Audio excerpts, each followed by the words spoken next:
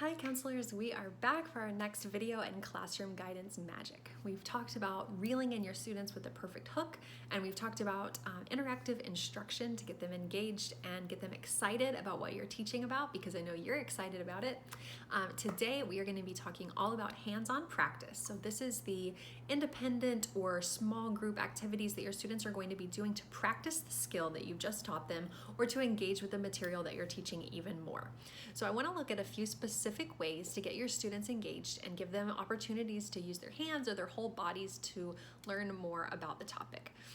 Now, I'm going to say something that might seem a little bit controversial to start, but I'm hoping you'll see my point of view as we talk about this. Last time I said that lectures stink when we're talking about interactive instruction. It's not a college, we're not lecturing our students, we want them to be engaged with the material. Now, we want the same thing for this practice component, which is why I'm going to say that seated worksheets often stink, okay? Now, I'm not trying to say that there's no place in your counseling lesson for worksheets ever. We just know that this isn't how students learn best all the time, particularly when they're learning a new skill.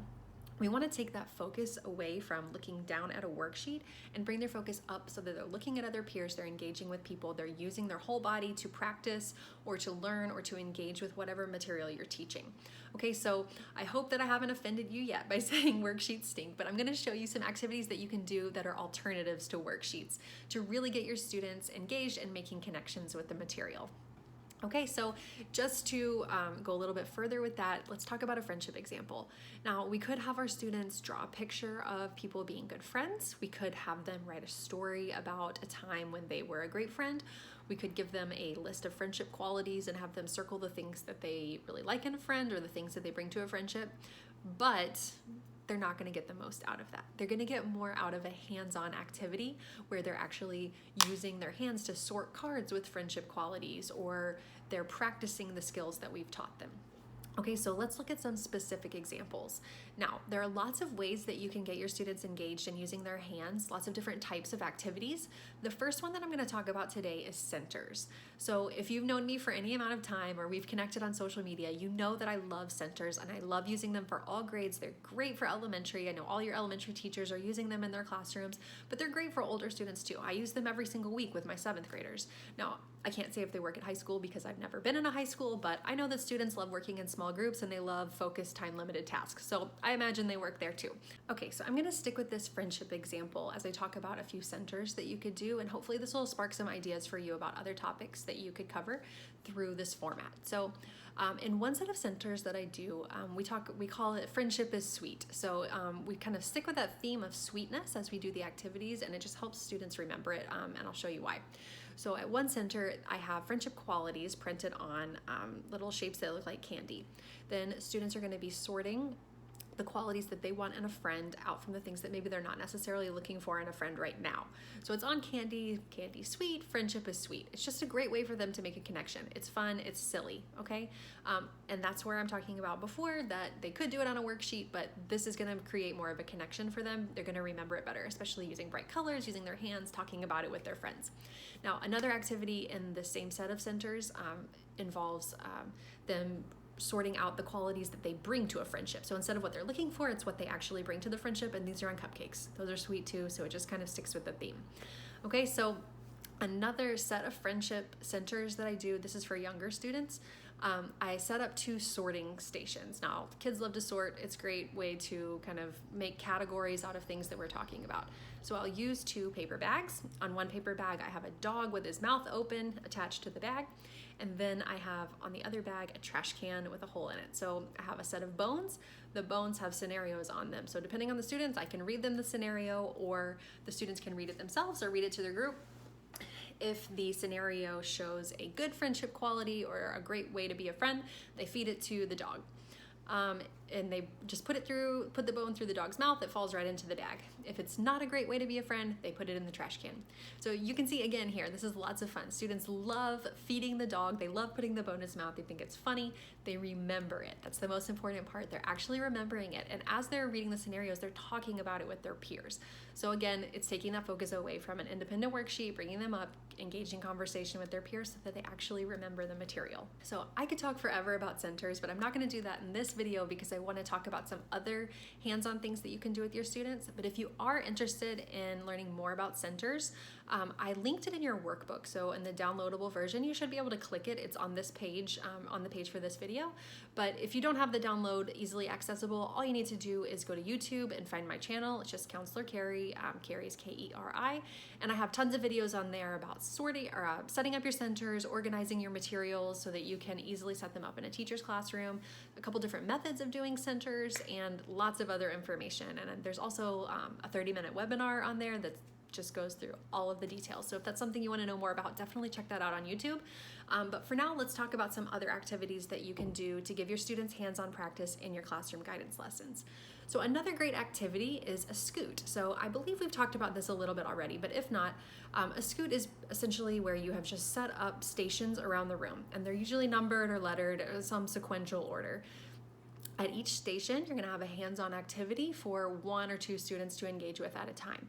So you really want to break these up. This is kind of taking them into an even smaller group of no more than 3, but usually a partner or an independent activity. And a great activity to do here is practice mindfulness skills. So have a mindfulness scoot activity where students are going to separate stations. They're on their own because we really don't want them to be talking at this point. They're just exploring what's going on for them in the moment and right now. And they can do things like shake up a glitter jar and watch it and pay attention to their bodies. They could do use a pinwheel to do a breathing exercise. They could use a finger principle where they're using their finger to kind of trace through a labyrinth or a maze. So these are all hands-on mindfulness activities that they can do in place of maybe just like a whole group seated breathing exercise. It's really exposing them to a lot of different material all at once, and they're getting lots of practice in the activity. So once they've done the activity at that station, then you're going to call out scoot, and they're going to move to another one, whichever one's next sequentially in order. So these are great when you have a really time-limited activity, like no more than a minute or 2, so that they can do a lot of different activities throughout the process. For your younger students, a great hands-on activity is a matching activity. So maybe you have a season. I do a lot of seasonally themed things. I'm sure you know this about me by now. So maybe you have a cloud with a feeling word on it and a sunshine that shows an emotion face. So they're matching up emotion words with faces. Or maybe you have a card with a calming strategy that really works for a lot of students, and they're going to match it to an emotion face for a strong emotion. So when I feel angry, I can count down from 10. Just simple things, matching those up so that they can make connections between 2 things. Okay. Now, if you're thinking ahead to your younger students or maybe a whole class of students who aren't necessarily reading yet, there are still a lot of hands-on activities that they can do that don't require reading. For example, you can give them task cards and clothespins. So maybe a task card is going to show a picture and it'll have some emojis on the side. The students can use a clothespin to clip the emoji that shows how they would feel in that situation. Now, in this case, you can print multiple copies of these and then have students do them independently and then talk to their peers about it so they can compare and learn that maybe different people feel different ways in different situations, or different ways in the same situation. Just something simple like that to start a conversation. Now, I'll show you another great activity. You can have these kinds of task cards that show a location. Maybe if you're talking about community helpers, this is a great activity. Students can use a clothespin or a binder clip, and they're just going to clip the person who works there. They love doing this. Very hands-on, very engaging. The kids have a lot of fun with all of those kinds of activities where they get to use clothespins, things like that. Now, I also want to suggest, if you are trying to come up with some ideas for hands-on activities that your emerging readers or non-readers can do right now, I strongly suggest that you go into the classroom and observe while the teacher is doing center time with them. I'm sure most of your teachers are doing centers of some sort. See what kind of activities they're performing independently during those times, and then think about how you can adapt them. All of your teachers are super proficient in this, I'm sure, especially your kindergarten and first grade teachers. So don't be afraid to ask. Don't be afraid to reach out and find out what they're doing to give their own students hands-on practice, and find a way that you can adapt it for the topic that you're teaching right now. Okay, another thing that I want to mention here is I don't want you to be afraid to blend skills while you're doing this hands-on practice. So maybe you are talking about let's stick with friendship. Maybe you're talking about friendship skills, but you've already taught about cooperation and your students are great at it. Make a cooperative activity where they're using those cooperation skills that you've already taught to do their hands-on activity with their peers. It could be something like an escape room or a breakout room. Maybe you're teaching about empathy and they could use those cooperation skills to find empathetic responses to certain situations. Don't be afraid to blend skills. It's good for the students. It's a good way to show what they've already learned and build upon those skills. Now, if you're thinking that these hands-on activities sound like a lot of prep work and you're starting to feel a little bit overwhelmed, I want you just to stop for a second and take a breath. It doesn't have to be overwhelming. It can be really simple too.